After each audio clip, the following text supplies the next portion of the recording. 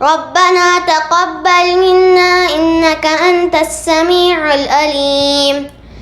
Voices kids channel میں عبد المعیز انبیاء اسلام کی داستانوں کے سلسلے میں حضرت صالح علیہ السلام کی کہانی کے دوسرے حصے کے ساتھ آپ کی خدمت میں حاضر ہے۔ پچھلے ایپیسوڈ کی کوئک سمری، نبی کا نام صالح علیہ السلام، قوم کا نام سمود، نبی اللہ تعالیٰ کا پیغام پہنچا رہے تھے، قوم مذاق اڑا رہی تھی، کہہ رہی تھی اگر سچے ہو تو نشانی پیش کرو۔ اب آگے کی ڈیٹیلز۔ اس پر کافر سردار پریشان ہو گئے کہ لوگ حضرت صالح علیہ السلام کی باتوں پر یقین کیوں کر رہے ہیں۔ انہوں نے آپس میں اتحاد کیا کہ وہ حضرت صالح علیہ السلام سے ایسا مطالبہ کریں گے جو وہ پورا ہی نہ کر سکیں۔ کافر سرداروں نے اپنی قوم کو اور حضرت صالح علیہ السلام کو ایک پہاڑ کے سامنے جمع کیا اور حضرت صالح علیہ السلام سے کہا اگر آپ سچے ہیں اور اللہ تعالیٰ کے نبی ہیں تو اللہ تعالیٰ سے کہیں کہ آپ کے حق میں دلیل پیش کریں۔ حضرت صالح علیہ السلام نے کہا اب تو معجزہ مانگ رہے ہو اور اگر معجزے کے بعد ایمان نہ لائے تو سخت عذاب کا شکار ہوگے۔ کافر سرداروں نے کہا آپ معجزہ دکھا دیں اور ہم ایمان لے آئیں گے۔ حضرت صالح علیہ السلام نے کہا مانگو جو مانگنا ہے، میرے رب نے مجھے معجزے کے بارے میں پہلے سے ہی خبر دے دی تھی۔ ان میں سے کافر سردار نے کہا یہ جو سامنے پہاڑ ہے وہ شق ہو جائے اور اس میں سے ایک لہیم شہیم اونٹنی ظاہر ہو۔ انہوں نے یہاں پر بھی بس نہیں کیا، انہوں نے کہا ایسی اونٹنی ہو جس کے گھر بچہ ہونے والا ہو۔ سرداروں کا مطالبہ ختم ہوا۔ حضرت صالح علیہ السلام نے دعا کے لیے ہاتھ اٹھائے۔ ادھر اللہ کے نبی دعا مانگ رہے تھے، ادھر قوم مذاق اڑا رہی تھی۔ اللہ کے نبی افسردہ تھے کہ اگر معجزہ پورا ہو جائے جو ہونا ہے پھر بھی قوم ایمان نہ لائے تو انہیں سخت عذاب سے کوئی نہیں بچا سکتا۔ ابھی دعا پوری بھی نہیں ہوئی تھی کہ اچانک زلزلے جیسی کیفیت ہوئی۔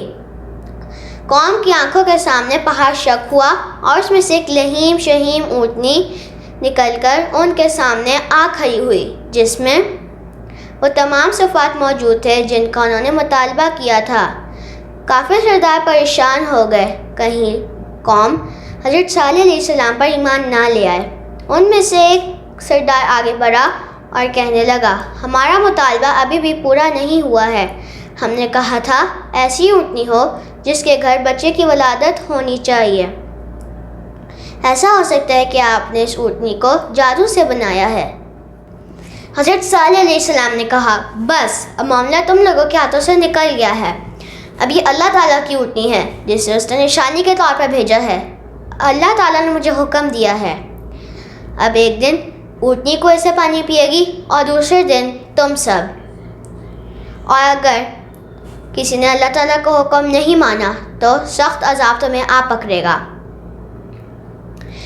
یاد رکھنا یہ اللہ تعالیٰ کی اونٹنی ہے اور اگر کسی نے اس کو غلط نیت سے ہاتھ بھی لگایا تو دردناک عذاب آئے گا۔ ابھی یہ سب معاملہ چل ہی رہا تھا کہ اونٹنی کے گھر بچے کی ولادت بھی ہو گئی۔ اس طرح قوم سمود کے سارے مطالبے پورے ہو گئے۔ اب قوم سمود کے پاس اللہ تعالیٰ اور ان کے نبی پر ایمان لانے کے علاوہ اور کوئی چارہ نہیں تھا۔ کچھ دن کو تو قوم کے لوگوں نے کچھ نہ کہا، وہ اپنی باری کے دن پانی پی بھی لیتے اور اگلے دن کے لیے بھر بھی لیتے۔ قوم کے سامنے اونٹنی اور اس کا بچہ گھومتا پھرتا، گھاس چرتا اور کنویں پر پانی پیتا تو قوم کے لوگوں سے برداشت نہ ہوتا۔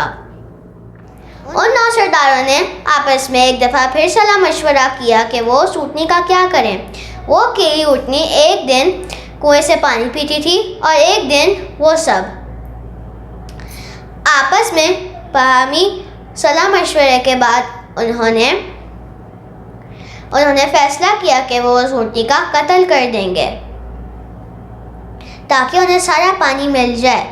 انہیں اس بات کا خوف بھی نہیں تھا کہ وہ اللہ تعالیٰ کی نشانی تھی اور اللہ تعالیٰ کا حکم تھا کہ کوئی اسے غلط نیت سے ہاتھ بھی نہ لگائے۔ ان دو سرداروں نے یہاں پر بھی بس نہیں کیا. انہوں نے کہا کہ وہ حضرت صالح علیہ السلام اور ان کے گھر والوں پر شب خون ماریں گے. یعنی وہ رات کے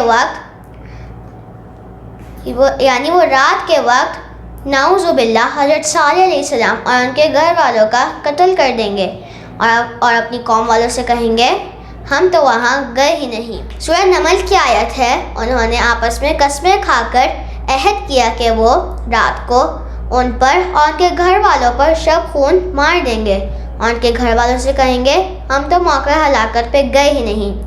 نیکسٹ ایپیسوڈ میں جانیے کیا وہ اونٹنی کا قتل کر سکے یا نہیں, کیا وہ حضرت صالح علیہ السلام اور ان کے گھر والوں پر شب خون مار سکے یا نہیں, اور قوم سمود پر عذاب کیوں آیا اور کیسے آیا.